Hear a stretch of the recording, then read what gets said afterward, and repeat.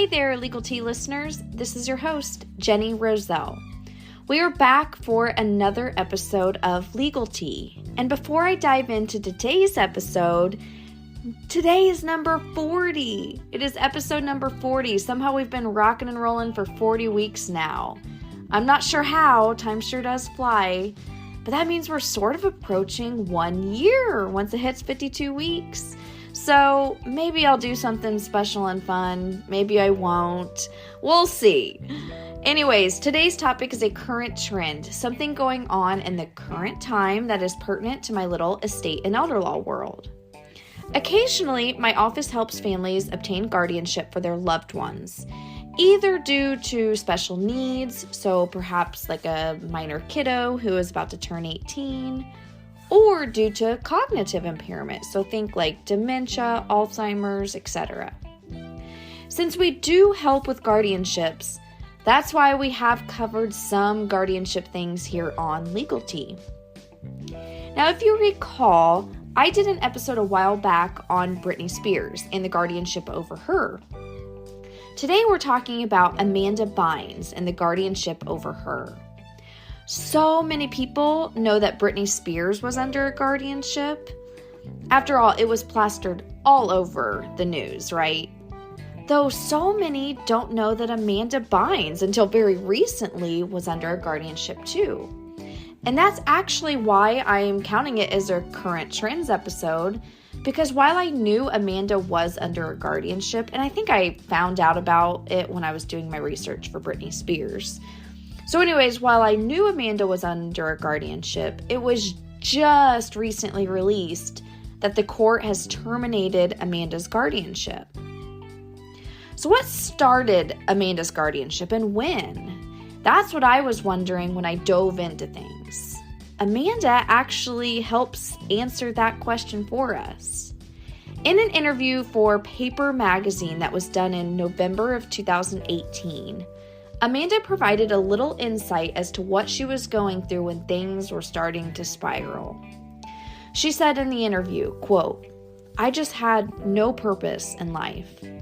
I've been working my whole life and now I was doing nothing. I had a lot of time on my hands and I would, quote, wake and bake and literally be stoned all day long. I was hanging out with a seedier crowd and I isolated a lot. I got really into my drug usage and it became a really dark, sad world for me," end quote.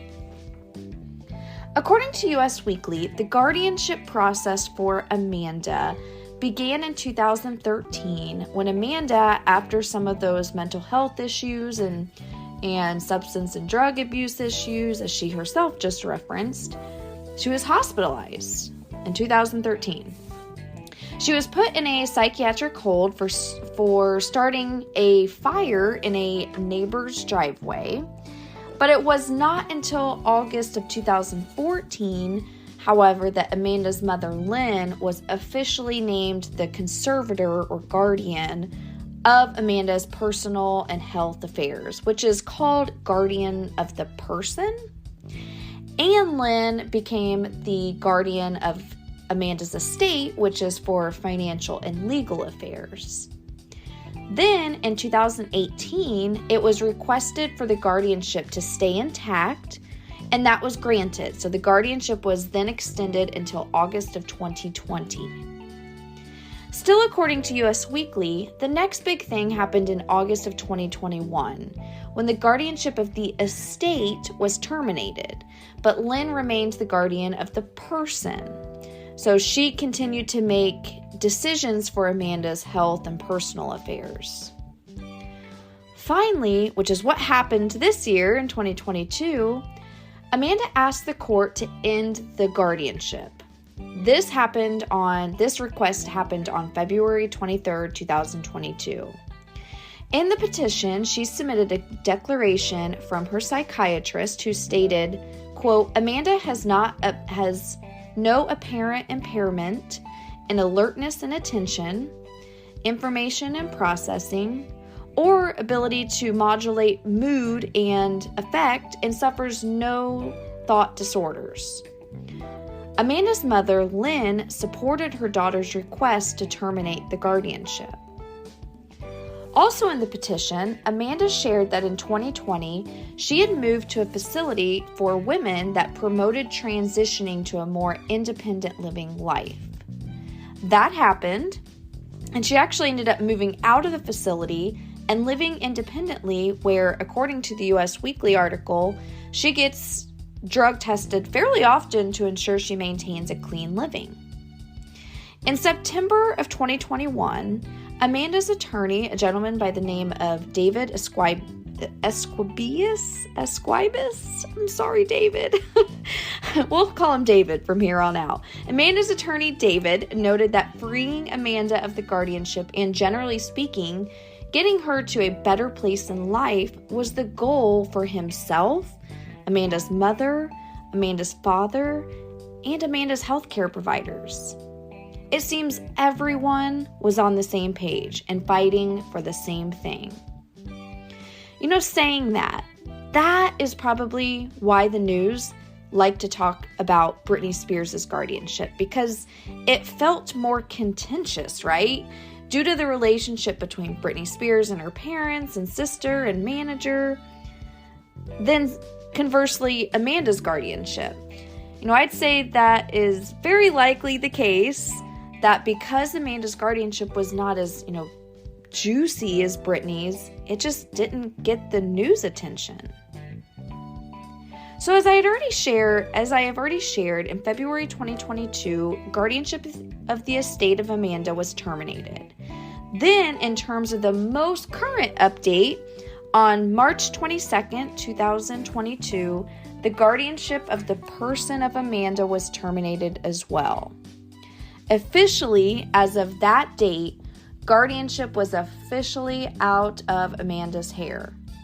According to her attorney, David, via a TMZ article, Amanda, quote, appreciates the love and support of her fans during this time. She thanks her family for never giving up. Now that the conservatorship has ended, she looks forward to completing her bachelor's degree and living her life, end quote. Good for her. I love a legal tea episode that is nice and positive. So beyond all of this, Amanda had announced on February 14th, 2020. So if you're keeping things straight, this was when the guardianship of the estate and person were both still in place. Amanda announced on February 4th, 2020 that she was engaged to a gentleman by the name of Paul Michael. Paul and Amanda met in 2019. In mid-2020, Amanda confirmed that her and Paul were still together. There were some questions as to whether they were still together, so she confirmed they still were. Then, as the most recent hearing was approaching, the hearing that was going to end up, possibly terminating her guardianship, Amanda, through her attorney David, shared that her and Paul were going to be moving in together in a rental in the Los Angeles area. So sounds like things are still looking up for Amanda, her life, her engagement, her everything. In a statement from Amanda to People magazine, it sounds like she agrees with this.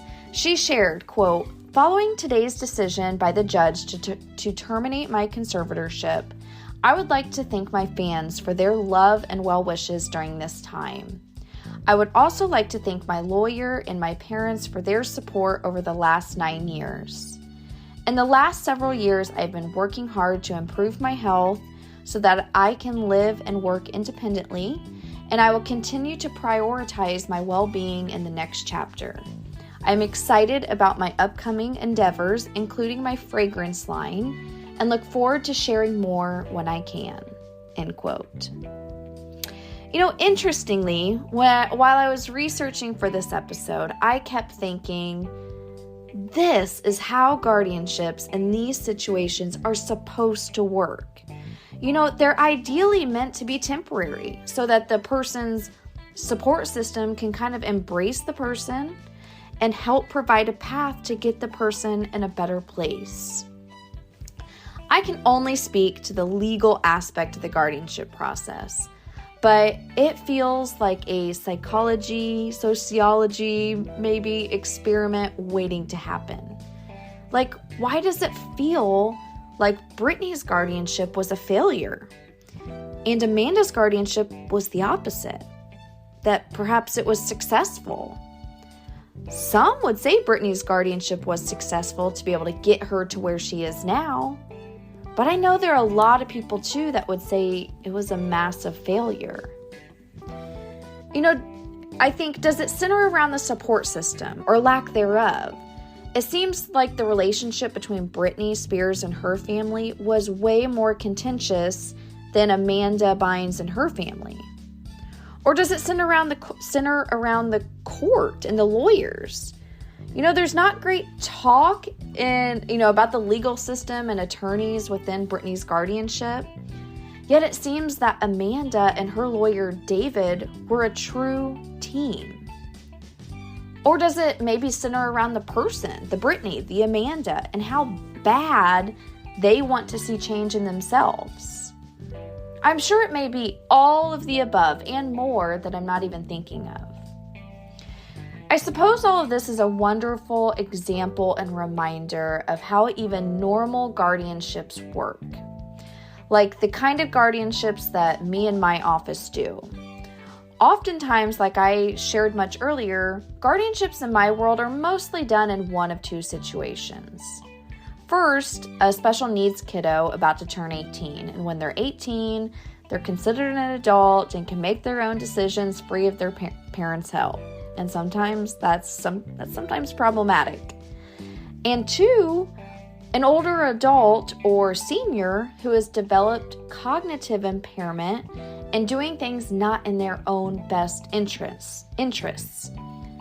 Like, for example, many moons ago, I had a gentleman once that accidentally set his house on fire because he thought his microwave was the clothes dryer.